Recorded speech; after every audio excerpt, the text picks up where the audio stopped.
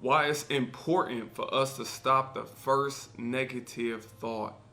Because what happens is anytime something jump in our head, it can start manifesting and growing into being something else. We can get all these different thoughts on, it's like imagination. It's like we start creating every possible angle, but in a negative way.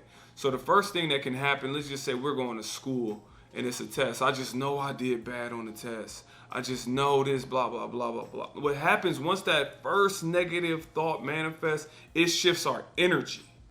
It shifts everything. Next thing you know, we gonna compound them with more and more and more different types of thoughts that make our day not go in no positive way whatsoever. And the only way it shifts is if we reset the balance of that first negative thought through what we had as a negative thought.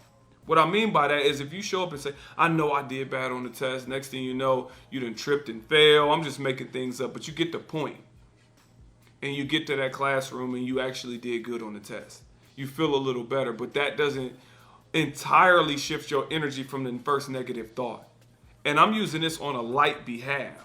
There's things that we have on way deeper thoughts where it's just negative, and as soon as that first one manifests, it turns into everything else.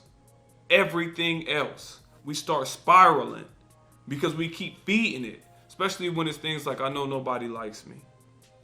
I know nobody cares about me. I know nobody loves me.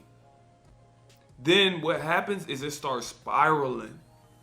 Before you know it, you stop caring about yourself. This has happened to me myself. I remember thinking, laying in the bed, don't nobody love me. Next thing you know, you crying. Next thing you know, you waking up in the morning. That night was just spiraling. I started thinking about all these different types of things. What would it be like if I ain't here? All these different types of thoughts. Because I let the first one plant and grow. But we have to recognize that. We have to recognize that first initial thought and change it, regardless of whatever it may be. I just know, no, you don't know nothing. Look at it like that. I don't know. Especially if the result is always negative.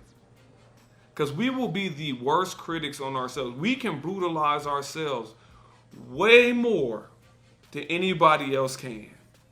We can really pour it on ourselves. Somebody else can plant the seed, but we will grow it. We will water it. We will give it sunlight. We will give it everything. We'll give it the perfect environment to grow. Because we let that first negative thought manifest in our brain. And it's about stomping that out early.